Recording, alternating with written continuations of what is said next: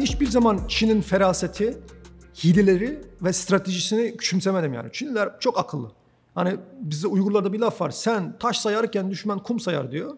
Hani gerçekten Uygurlar 1, 2, 3 diye taş sayarken Çin kumlara sayacak kadar computational power diyoruz ya. Hani hesaplama gücüne sahip yani bunlar. Dolayısıyla Çin'in bu konuda da başarılı olduğunu düşünüyorum yani. Başarısı şu, hani bu kamp meselesini duyuran insanlar benim gibi insanlar yani. Ben haberim yoktu kamptan. Hani Amerika'da kiramı ödüyordum arkadaşım yani. Derdimi, ekmek paramı kazanıyordum yani. Ben nereden bileyim doğrultusu neler oluyor? Kapalı bir ortam zaten. Bir gün babam kayboldu. Sonra dedim ki babam nerede? Tamam mı?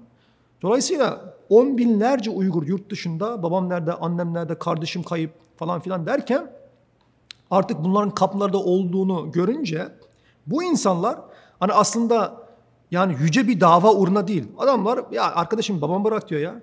Babamı bırak yani. Annemi bırak diyorlar. Ondan sonra işte ekranlara çıkıyorlar. Onda Allah razı olsun. Hani yüce herkesin dünyanı kurtaran adam olmasına gerek yok. Yani babasını kurtarsın yeter yani. Böyle olunca dünyada 10 binlerce Uygur hepsi aynı anda babam kayıp, annem kayıp deyince bu Uygur meselesi dünyada daha fazla duyurulurdu. Şimdi Çin buna bakıyor. Kamplarda şöyle yapıyor. Yurt dışında akrabası olan Uygurlar diye bunları bir tarafa arıyor. Yurt dışında akrabası olmayan Uygurlar diye bunları bir tarafa atıyor. Ve yurt dışında akrabası olmayanları istediği her şeyi yapıyor. İsterse öldürüyor, isterse ciğer bebeklerini çalıyor, isterse tecavüz ediyor, isterse köle olarak çalıştırıyor. Şimdi yurt dışında akrabası olan Uygurları tedrici bir şekilde onları serbest bırakıyorlar. Şimdi düşünün 10 bin tane Uygur, bunlar Avrupa'nın değişik şehirlerinde, Amsterdam'da, Stockholm'da, Berlin'de atıyorum tamam mı? Londra'da işte Uygur meselesini dillendiriyor. Annem kayıp diyor, Uygur meselesini dillendiriyor.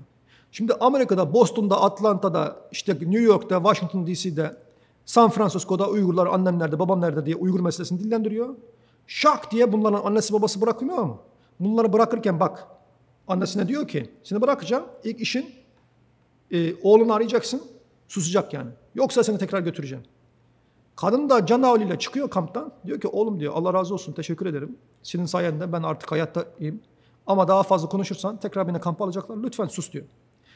Şimdi böylelikle bütün dünyadaki Uygurları susturuyorlar. Şu an yani Uygur meselesini dillendiren Uygurların içerisinde hani bilmiyorum yeryüzünde 1000 tane bile çıkmaz yani 500 tane hani şöyle 500 tane desem bile abartı yani. Açık bir şekilde.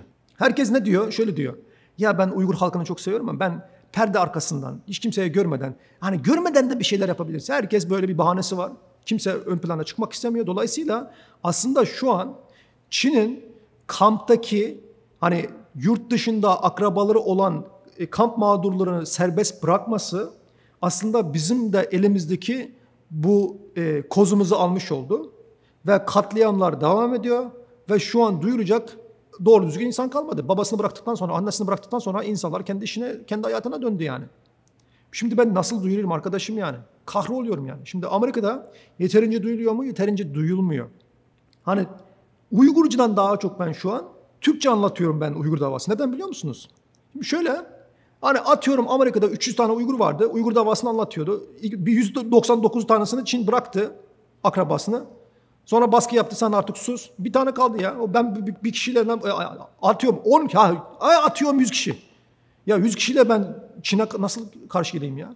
Yani benim Türk kardeşlerime, Türkiye'den gelen kardeşlerime, hatta birçok Kürtlere de var bize yardım eden. Allah razı olsun onlardan.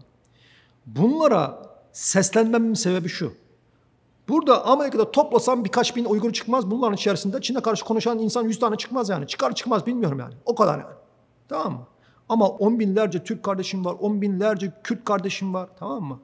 Bunlar hani bunların Çin'de bir akrabası yok. Rehinde değiller yani. Mesela bir Türk arkadaşım Amerika'da Çin'e karşı konuştuğu zaman, Çin'deki zulümleri dillendirdiği zaman bunun Doğu Türkistan'da babası yok ki katledilsin yani. Dolayısıyla bunlar daha güçlü konumlular.